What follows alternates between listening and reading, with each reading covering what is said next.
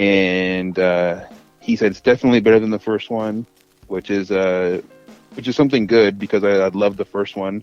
Melissa even said it was, she loves the first one also, but it's definitely better and funnier than the Sonic the Hedgehog, the first one. And the characters, everyone's returning. She said Jim Carrey basically carries that whole movie in a good way. Not saying that the movie sucks or anything, but so Sonic the Hedgehog 2, definitely check that out if you haven't. I'm going to see it when I'm able to. And then it's a series on Paramount Plus. It's 1883. It's a prequel to a show, Yellowstone. So if you're a fan of Yellowstone, check out 1883. It's a Western series. There's only about 10. I think there's 10 episodes in the first season. I don't know if they're going to do a second season, but definitely worth a watch if you like Westerns. And I forget the actor who is the main guy in that show. Sam Elliott? No. Sam Elliott's in it. Yeah, he's great in that. But there's Tim McGraw. Tim McGraw. There you go. Yeah, he's fantastic in that. He's awesome. And his wife, I forget his wife's name too, but she's in it. She actually plays his wife in the show, and it's his wife in real life. So the chemistry is amazing between them. And all the co-stars in that, they're all fantastic. Definitely check that out if you haven't seen it.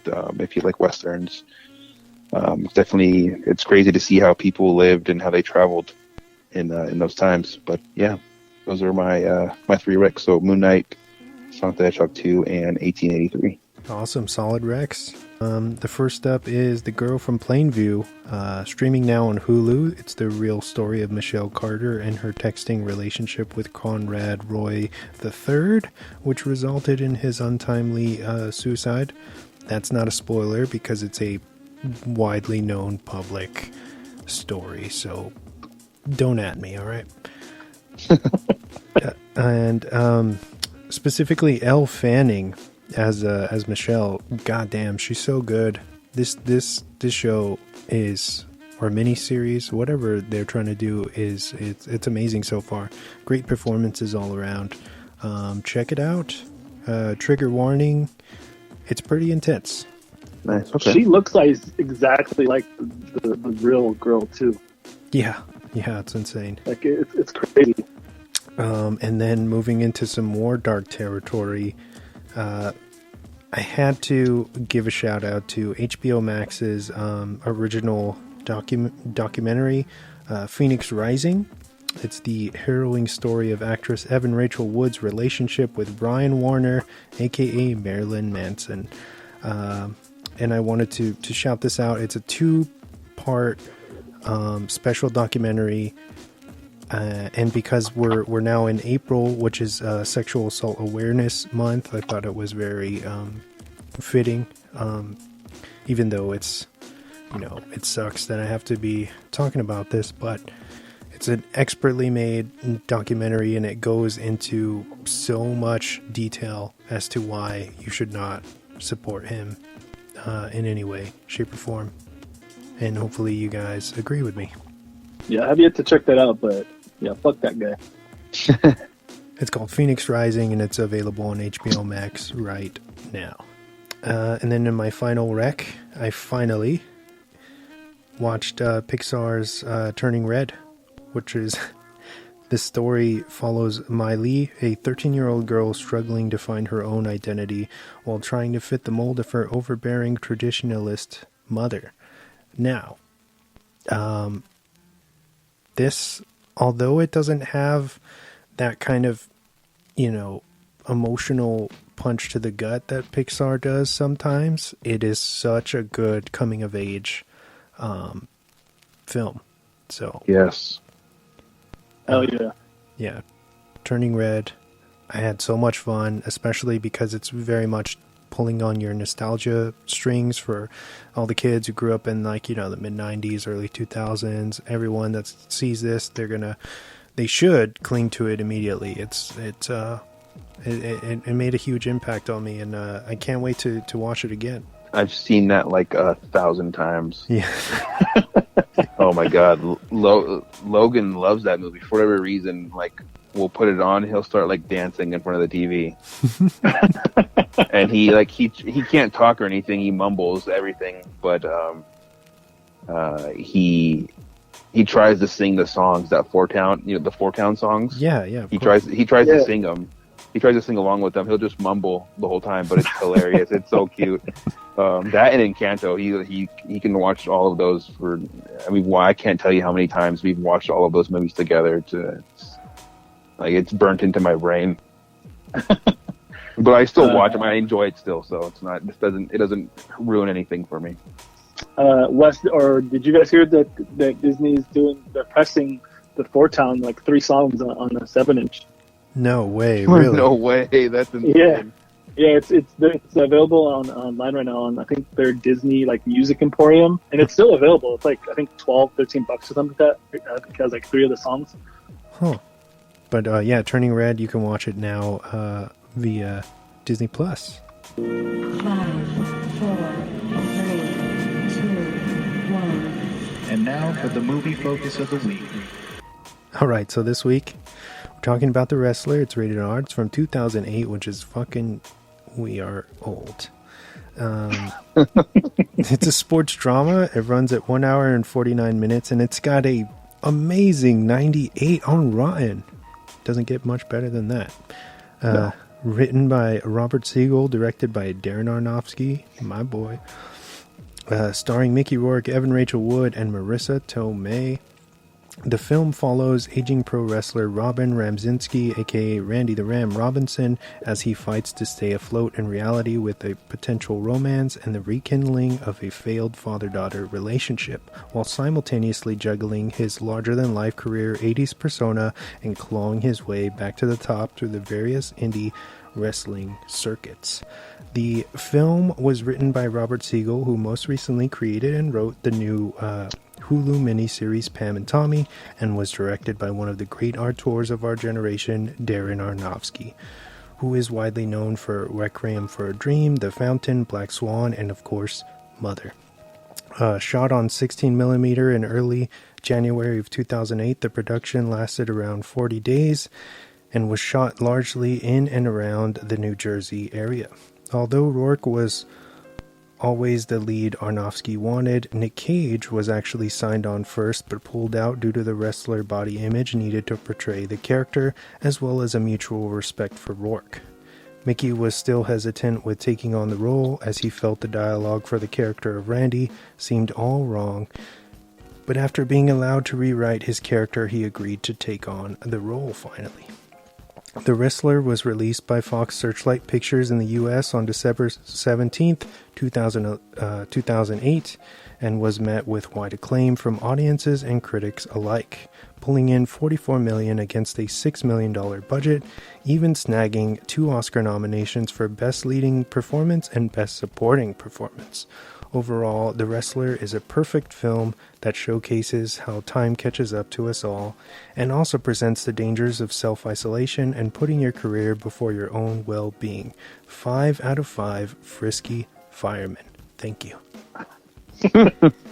Bravo.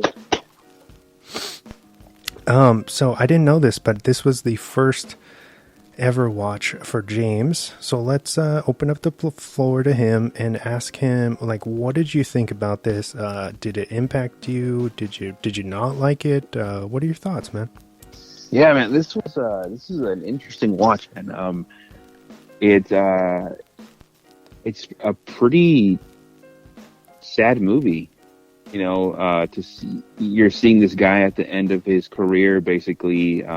He is pretty much a washed up wrestler, and it sucks because that is the outcome for a lot of these guys who are, you know, huge at some point, and then they kind of are no longer in the limelight anymore. And I think Mickey Rourke's performance was amazing in this. I think the ending alone was I don't know. The whole time I was watching the ending, I don't mean to jump ahead, but I'm just like, oh man, this is not going to end well. And I love the way it ends, and kind of leaving the viewer to decide how they think it should end for them. Yeah, I would definitely recommend this. And what's Marissa Tomei? Yes. Is her name right? Aunt May, she's a baddie for sure. Aunt Bay.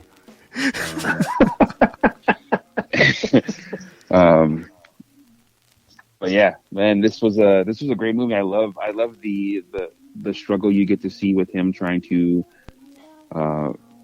rebuild that relationship with his daughter that he kind of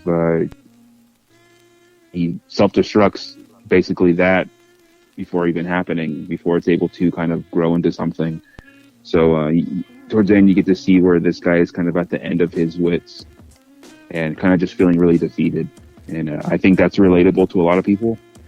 And it's a great movie, though. I mean, I definitely recommend it. I would definitely watch it again, just for the hell of it. Hell yeah. What about you, Ryan?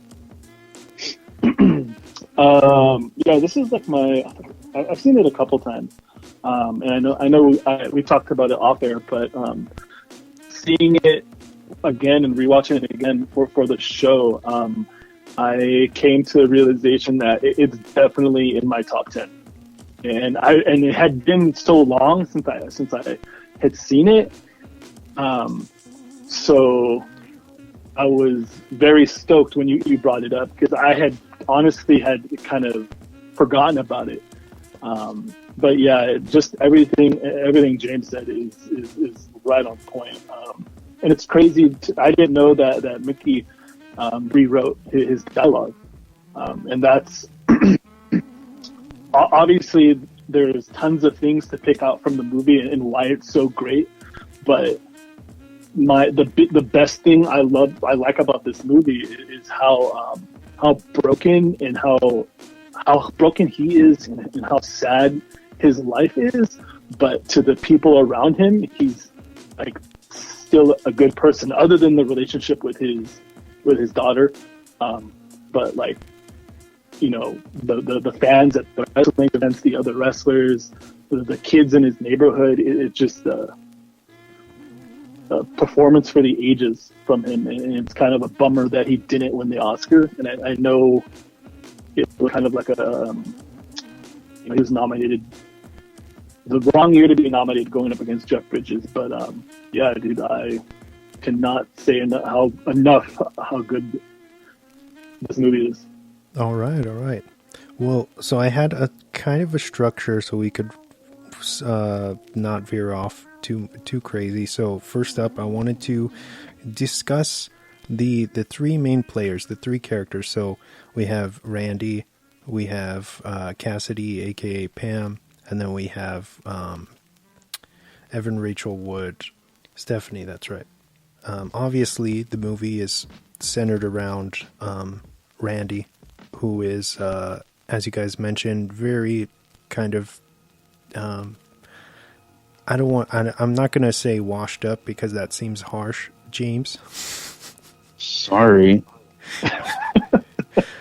But he's, as I mentioned, it's just it's a character study on everybody ultimately gets old, and even in the sports world, and unfortunately wrestlers, even though there is this kind of stigma around professional wrestling that it's fake, that it's staged, yada yada yada, but you're still putting your body on the line, for every day that you go out there, whether it's choreographed or not. It doesn't matter. It still takes skill. It's a hard job, and you beat yourself up over the years, especially doing it for as long as he had been doing.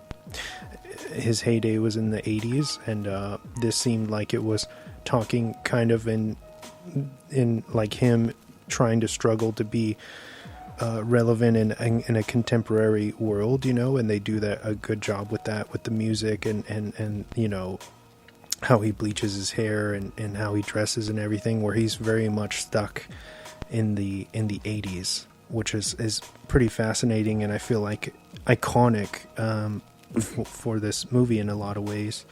But yeah, talking about what Ryan brought up, a great point is that